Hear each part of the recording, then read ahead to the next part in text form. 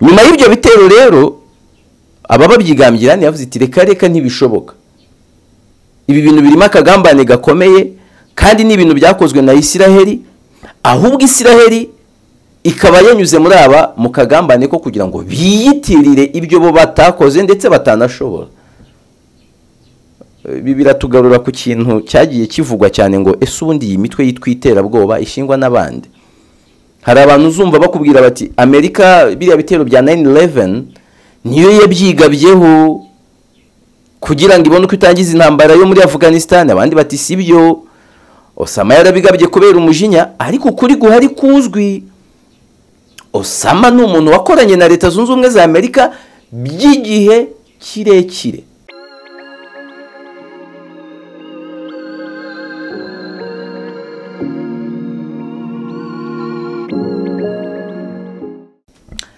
Ibihe byiza nshuti mwese mukunda kandi mugakurikira amakuru n'ibiganiro binyuzwa kuri Nkuye mu Rugiye Yves Official, ndabasuhuje kandi ndabashimira ko tubana kenshi. By'umwihariko uyu munsi mbere yo kubagezaho amakuru nje kubararikira ikiganiro cyitwa Igitabo. Benshi mu bakurikira ino chaîne iki kiganiro nagitangiye mutaratangira kuyikurikira, niyo mpamvu ntekereza yuko mushobora kuba mutakizi. Ni ikiganiro kizajya explora ibitabo bitandukanye, kitabo nkafata umwanya nkagisoma, narangiza nkabazanira impine y'ibigikubiyemo mu buryo bwiza kandi buryoheye amatwi, cyangwa se amasomo twavana muri icyo gitabo. Kizajya kiba ari ikiganiro kigufi, kiza kandi kivunanye of course.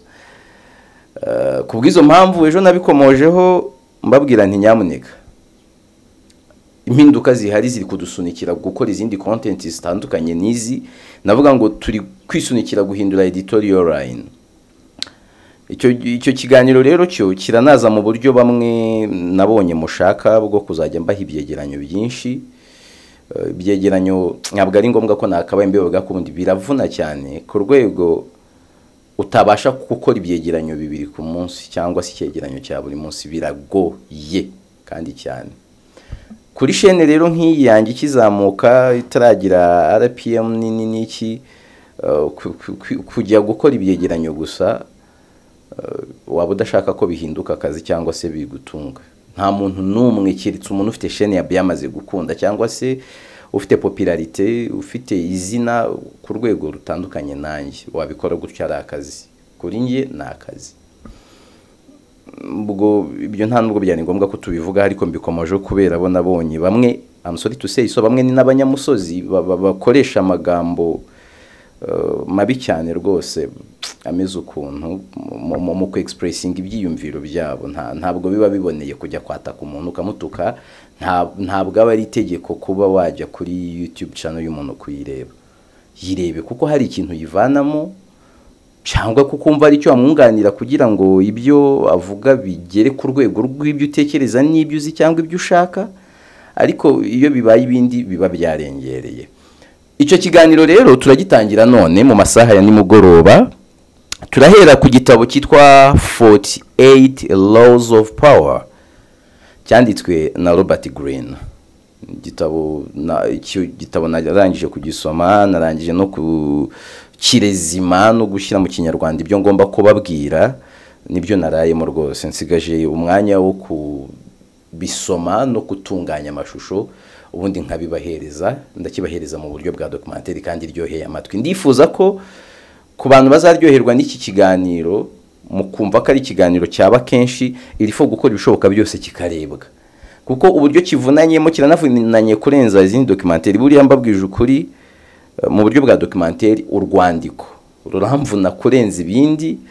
Ni content y'igitabo izajya imvuna ibe ari nk'iya kabiri, ivanjiri na documentaire zisanzwe zishingiye ku makuru zo nazita nk'iza gatanu, kuko documentaire ishingiye ku mateka n'ubundi bucukumbuzi nayo ibivunanye kurenza iyo ku makuru. Rero abazakunda iki gitabo, make sure, ndabizi kandi benshi mukunda gusoma, abantu mugira informed opinions, kizaba ikiganiro muzakunda cyane. Reka ibyo tubiveho twiganirire ku byo mu burasirazuba bwo hagati. Haratutumba indi ntambara hagati ya Yemen na Leta Zunze Ubumwe za Amerika. Ni intambara ubwo yabisobanuye ko nyuma yo kuva muri Afghanistan nyuma y'imyaka 20 Amerika cyangwa se Leta Zunze Ubumwe za Amerika zaba zigaruye abasirikare hariya. Ibyo turabiganiraho turebe ikibyihishe inyuma. Umutwe wa Islamic State wigamiye igitero cyabereye kumva ya General Qasem Soleimani muri Iran ku itariki 3 z'uku kwezi kwa mbere 2024, ariko ubutegetsi bwa Tehran bwabyamaganye buravuga yuko hari conspiracy cyangwa se hari ubugambanyi nyuma yaho ko kira gitero cyagabwe na Israeli. Islamic State ikaba iri kwigamba ibyo yo itigeze ikora. Leta Zunze Ubumwe za Amerika zongeye kohereza Anthony Blinken mu burasirazuba bwo hagati, ni inshuro ya 4 aje mu gihe cy'amezi 3 intambara itangiye. Joe Biden yaraje, John Kirby yaraje, Blinken yaraje, Austin, not Joel Austin. Joel Austin yibera mu bintu bya gospel no kwandika ibitabo. Lloyd Austin, minisitiri w'ingabo hariya, yaraje. Izi ngendo z'aba bategetsi hariya zihatse iki? Ibyo kubyumva neza reka tubanze tubabwire yuko muri SPTK hari computer nziza cyane zakoze ndetse n'ishyashya. Urabahamagara cyangwa ukabandikira kuri 0788868548. Ni mu mujyi imbere ya parikingi ya Beka, rwose urahagera ibintu byose ukabona bimeze neza. Abatemberera Rwamagana, Kayonza, Kabarondo, Ngoma, Kirehe, abajya Ndego, Nasho n'abavaho mwese mugaruka i Kigali, ntabwo mukwiriye kuvaho mudafite urwibutso rw'ahantu mwariye ibintu byiza cyane. Ndavuga urushete y'ihene yokeje mu buryo bw'ikinyafrika, nkavuga ikijumba cya runonko cyokeje muri bwa buryo uzi wayotsagamo uri umwana. Ariko kandi ntabwo nibagirwa coffee nziza cyane ikoze neza cyane, bafite barista mwiza cyane. Aho nandi ni mu Kagera Neighbors, ni Kabarondo mu Rusera. Ubutaragera kuri iyi station yegereye gari y'Ikabarondo, bahamagare cyangwa bandikire kuri 078880 ndabona nimero yabo yari igurutse cyane. 0788813506, ibintu byose bigahita bigenda neza. Reka ikiganiro tukirambure neza. Umutwe witwa Islamic State, amashami arimo irya Syria n'iryo muri Iraq, bavuga ko ari bo bagabiye igitero cyahitanye abantu barenga 100. Bitangazamakuru bimwe na bimwe biravuga 93, ariko imibare itangazwa n'inzego z'ubuzima muri Iran iravuga abantu 100, hakomeretse abasaga 110. Bakavuga ko iki gitero ari bo bakigabye. Kuba dusanzwe tubana, mwibuke narababwiye ngo haracyari kare kwizera 100% ko byaba byakozwe na Israeli. Mbabwira ko iyo Islamic State bishoboka kuko nari nsanzwe nzi uburyo ibanamo na Irani, ndetse mbabwira n'abandi bashobora kubikora kugira basunikire Irani mu ntambara na Israeli. Nari nabahaye ibyo bintu ko ari bitatu ko byose bishoboka. Kuri iyi nshuro Islamic State yabyigambye, ariko nababwiye ko probability nini yaba Israeli. Igitero kigambwe na Islamic State. Mu kukigamba abo muri Irani bavugije induru bati ntibishoboka. Nyamara Islamic State isanzwe ibagabaho ibitero. Umuntu ashobora kwibaza ngo ko Irani ari igihugu cy'abayisilamu, Islamic State ikaba yegamiye amatwara ya Kisilamu cyangwa se leta ya Kisilamu, bapiki kariya karere ko mu burasirazuba bwo hagati bafite conflict ishingiye ku madini cyane. Ugasanga abashia cyangwa se abashite ntabwo bumvikana n'abasuni. Rero Irani niyo bavuga ngo ifite ijambo cyane mu bihugu by'abashia.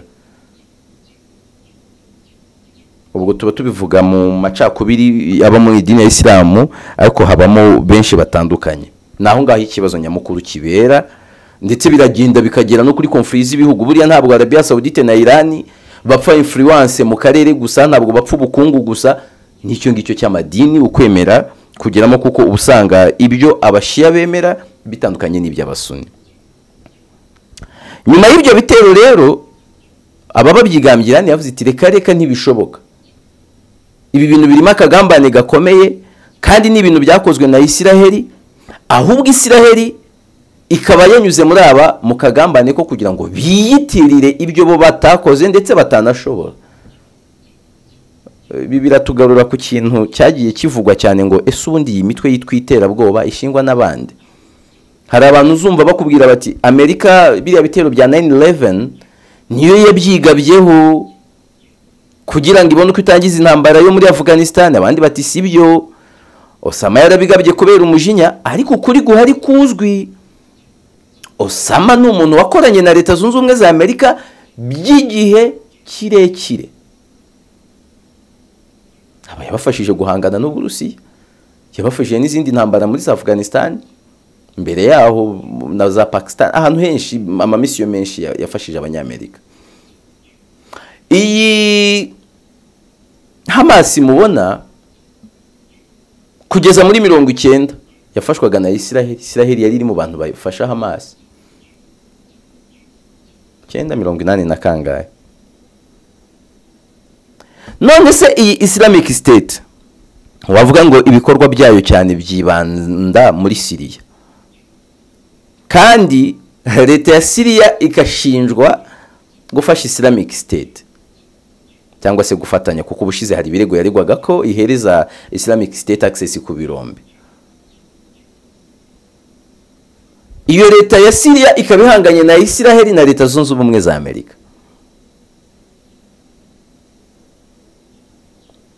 Iyo leta ya Syria ikabifashwa na Iran ndetse n'Uburusiya.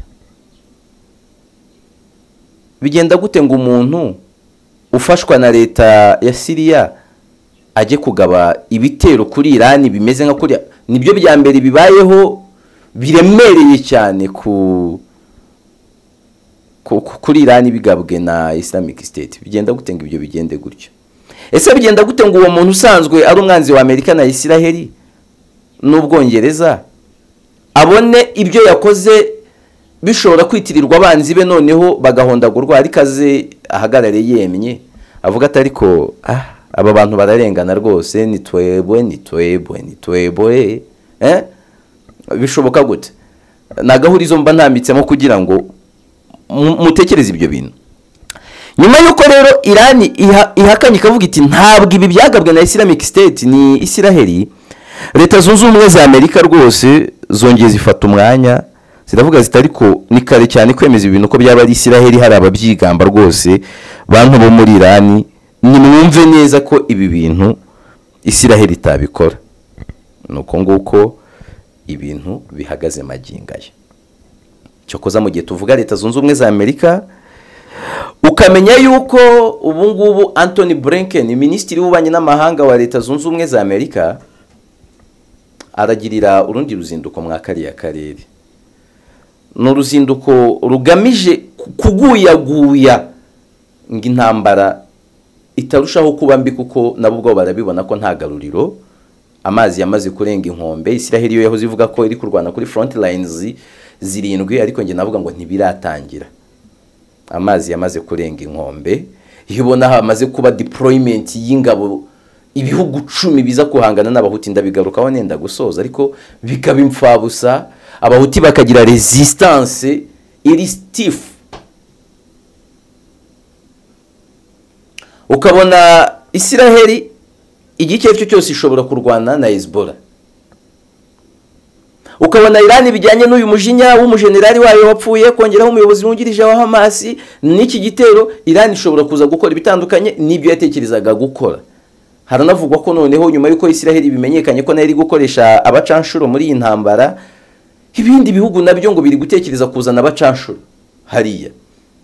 Ikintu kiri gututumba hariya ni kinini cyane kurenza icyo twabonye, kandi Isiraheli yo iracyahiga ko igiye gukomeza guhiga abayobozi ba Hamas bikomeye cyane, ndetse n'ubiravuga ko yaraye isenye bumwe mu buvumo bwabo, kandi ubwo ni nako abantu bagipfa ari benshi muri Gaza, muri West Bank, Khan Yunis n'ahandi hatandukanye. Rero Anthony Blinken ikimuzanye ni ugukomakoma, ni ukubabwira ati nyamuneka muramenye ibintu bitaza kuba bibi cyane. N'uruzinduko rwa kenshi aza kubagiriye hariya nyuma y'ingendo za Perezida Anthony Blinken nawe hagiye bitari rimwe muri iki gihe kino ntambara ya Israel na Palestine. Anthony Blinken, Joe Biden n'inshuro zirenze imwe Anthony Blinken ziragera muri enye. Hence ukuriye ubutasi birarenga, umukuru wa CIA yaraje, John Kirby yaraje. Amerika iri kuhohereza abantu benshi mu bigamije kureba nimba hari ikintu cyakorwa, by'umwihariko ariko bwakabamo no gushimangira deal nababwiye ejo yarangiye hagati ya Qatar na Leta Zunze Ubumwe za Amerika, yuko ingabo za Amerika zitagomba gufunga ibirindiro bya Qatar byazo muri Qatar. Ni ibirindiro amasezerano yaramaze kurangira, nyamara bikaba ibirindiro birimo abasirikare bagera ku bihumbi 10. Gituma Amerika idashaka kubifunga, irabona hariya igikenewe cyane. Mbere yo kugana rero ku musozo w'ikiganiro ngaruka ku ntambara ya Amerika n'abahuti, menya ko Benjamin Netanyahu, minisitiri w'intebe wa Israel, yatangaje ko bidapfa bidasiba hagomba kubaho impinduka mu mipaka ya Libani na Israel n'uburyo ibyo bihugu bibana. Ni nyuma yo kubona ko hari menace nyinshi z'ibitero bya Hezbollah, kandi Hezbollah irabarasiga pervena kwinjira mu butaka bwabo mu buryo bubakundira. Rero Israel inateguza icyo yise border resistance, border war nimba atari resistance ariko ni nko guteguza. Netanyahu ababwira ati ntimuratubona, ntabwo twe banyabo baraza, ntabwo muratubona. Ibyo rero bishobora kuza kuba ikindi kintu cyenyegeza umuriro. Reka nsoze ikiganiro gutya. Byamaze kumenyekana ko Leta Zunze Ubumwe za Amerika zasanze ikibazo cy'abahuti n'ibitero byabo mu nyanja itukura bikomeje guhombya isi. Ibiciro by'ibintu byinshi biri kuzamuka kubera yuko amato menshi atwara peteroli, atwara gaze, atwara n'ibindi bicuruzwa aciye hariya menshi ari kuzenguruka muri Afrika. Ibiciro rero byatangiye kuzamuka hirya no hino kubera abahuti, ndetse ibitero by'abahuti byabaye nk'ibigarura abarusiya ku isoko, kuko mu bwato bari kugaba ibitero ntabwo bw'abarusiya burimo. Baragaba ibitero ku bwato bw'ibihugu by'inshuti na Israel no ku bwato bwa Israel. Amerika yakoze koalisiyo y'ibihugu bigera mu 10 ngo bafatanye kubarwanya, biranga. N'ubundi abahuti bari gukora ibitero biri successful. Amakuru rero aravuga ko Amerika none yamaze gusanga uyu ari umusara bigomba guheka y'ubwayo, akaba ari yiza igafata ku ruhembe rwo guhangana n'abahuti. Kandi uburyo bwo guhangana nabo ntabwo Amerika isanga ari ukubarwanyiriza mu nyanja itukura, aho bafite imitego myinshi, aho biteguriye kurenza abandi. Ari niyo mpamvu baje kubahiga bagwa mu mambushi, baratekereza kugaba ibitero ku birindiro by'abahuti muri Yemen. Hagasigara ihurizo rero n'amatsiko avuga ngo hari Amerika ntabwo yabigiye gutangira indi ntambara nk'iyo yatangije muri 2001 ikamara imyaka 20, ikava yitabye n'intsinzi zinze umurizo uzingiye mu maguru. Wenda abahuti bashobora kutagira resistance nk'iy'abatalibani, ariko se kabahuti bari ahantu bafite support ikomeye. Uyu munsi navuga ngo bafite support y'Uburusiya, bafite na support ya Iran. Ntabwo Abarusiya babafasha mu buryo buri direct binyura muri Iran. Aba bantu Amerika iraza kubishoraho, yarananiwe abatalibani, nyamara yaratangiye kugaba ibitero ku batalibani ishyigikiwe n'Uburusiya. Burya abantu ntibabimenya, ibitero bya Amerika ku batalibani byari bishyigikiwe n'Uburusiya, bwanabahaye support. Niyo mpamvu mu mizo ya mbere ya Putin ku butegetsi we na Leta Zunze Ubumwe za Amerika ibintu byari shushu A na shushu B. Biraza kugenda gute? Reka ibyo nabyo twite tubisoza gutyo. Tubashimire cyane ko twabanye muri iki kiganiro.